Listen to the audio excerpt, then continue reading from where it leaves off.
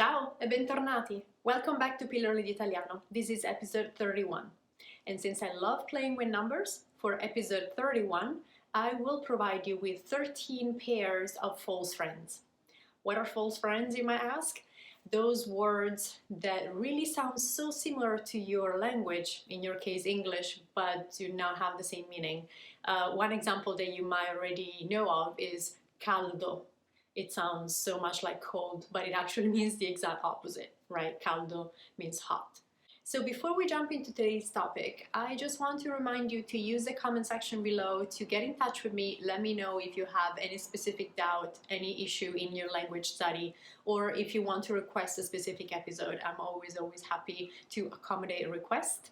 Also, as some of you might already know, last week I started this initiative called Peritivo Italiano, where for 2 hours every week, at 12 p.m. on Fridays and 6 p.m. on Thursdays, those are Eastern time, right? So 6 p.m. Eastern on Thursdays and 12 p.m. Eastern on Fridays, I open the door to anyone who wants to come and practice their Italian.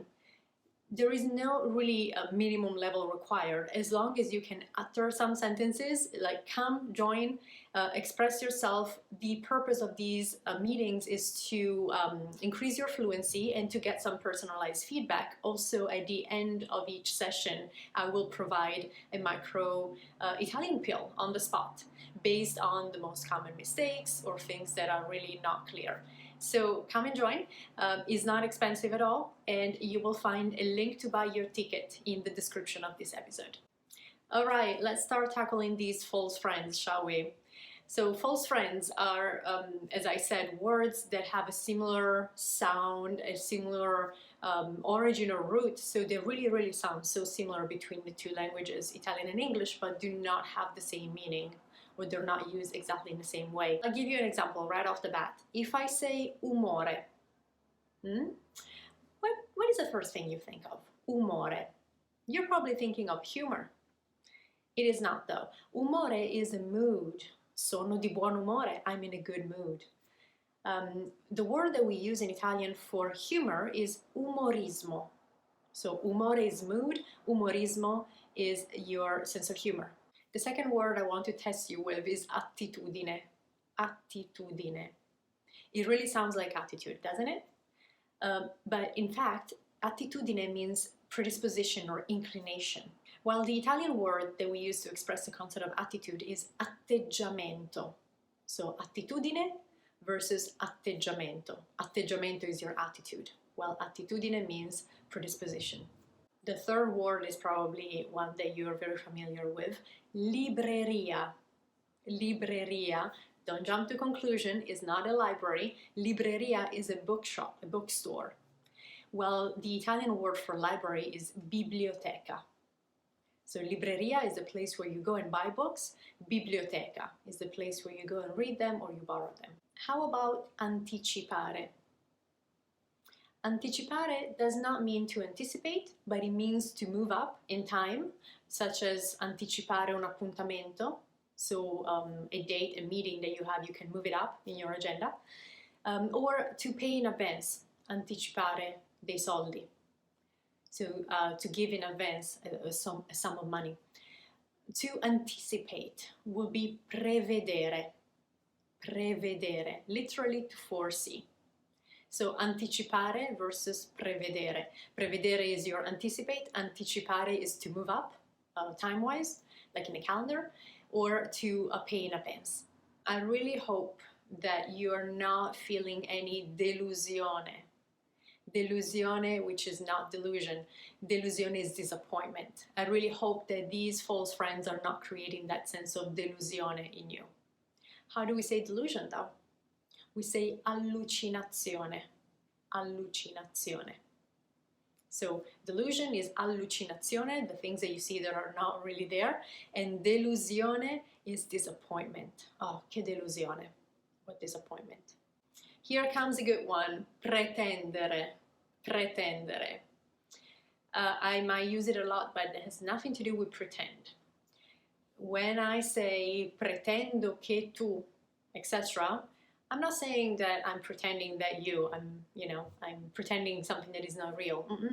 Now, pretendere means to expect, to have a certain expectation, to demand in a sense. That's the meaning of pretendere. While to translate the English pretend, we use either the verb fingere, or the expression fare finta. And by the way, fare finta is one of the expressions that I covered in an episode where I talked about expressions, common expressions with fare, and you will find the link up here if you want to catch up, if by any chance you missed that episode. So to pretend, the English pretend, in Italian is fingere or fare finta. I love this word, morbido or morbida, because it's an adjective. Why do I love it, you may ask? Because it sounds like morbid, right? Because it actually means soft. Il divano è morbido. Well, this one is not really soft. Il cuscino, the pillow though, is soft. Il cuscino è morbido. So morbido, morbida means soft, while the way that we translate the English morbid is morboso or morbosa. This is an adjective too. Morboso or morbosa. I know that these two are kind of similar, but morbido, the one that sounds like morbid, has nothing to do with it. That will be morboso. Here is a word that you might end up using a lot. Parenti. Parenti. Are those your parents? No. Those are your relatives. Parenti.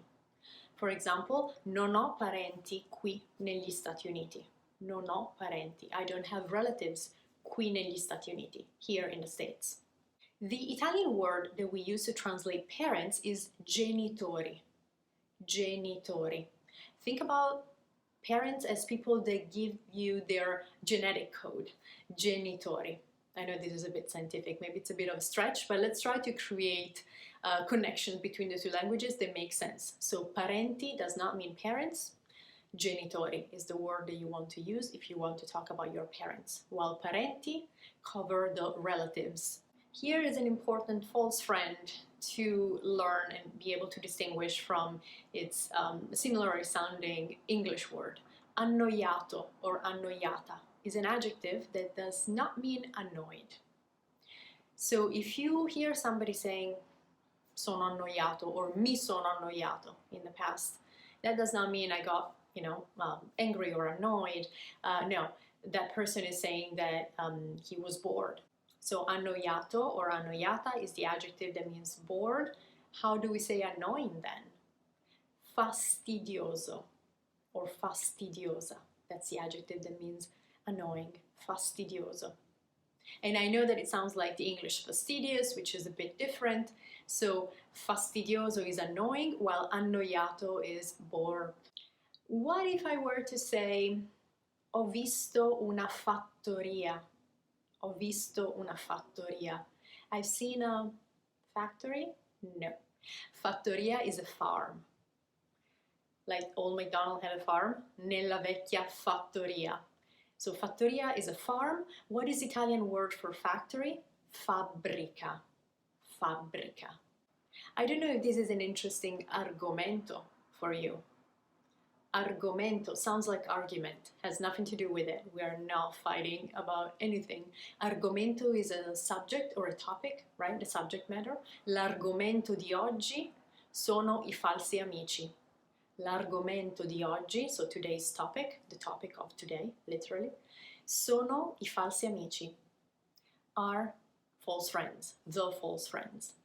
So argomento, once more, means a topic, subject matter, while the Italian word for argument is litigio. Litigio. This is probably easy to associate to the English word litigate, something that lawyers do a lot. So litigio is an argument. Did you hear this rumore? Rumore, not a rumor, a noise. Rumore. C'è molto rumore means there is a lot of noise. While the Italian word for rumor is pettegolezzo. Pettegolezzo. I like this word, the way it sounds. Pettegolezzo. So once more, rumore does not mean rumor. Pettegolezzo means rumor, while rumore means noise. Let's conclude today's episode with the word educato. This is an adjective, so educato or educata, depending who you're talking about. It is an adjective that does not mean educated, but means well-mannered, raised in a nice way. So if I say lei è educata, she is well-mannered. She was raised properly. The contrary of that would be maleducata, by the way. You put mal in front of it, which is, right, the contrary of well, and you have it. So educato or educata does not mean educated, but well-mannered, raised in a proper way. The Italian word for educated, when it comes to the education that you get in school, is istruito or istruita. This one is an adjective as well. Istruito or istruita. Alright, we are at the end of today's episode. I really hope you enjoyed it. Let me know by leaving a comment in the comment section below. Feel free to use that section to practice sentences, maybe using some of these false friends in the correct way. And don't forget to like this video if you enjoyed it. Subscribe to the channel if you're new to it. And remember that you can join Aperitivo Italiano, my latest initiative, by clicking on the link that I will provide in the description down below. And I will see you either on Zoom or here next week on YouTube. Ciao, a presto!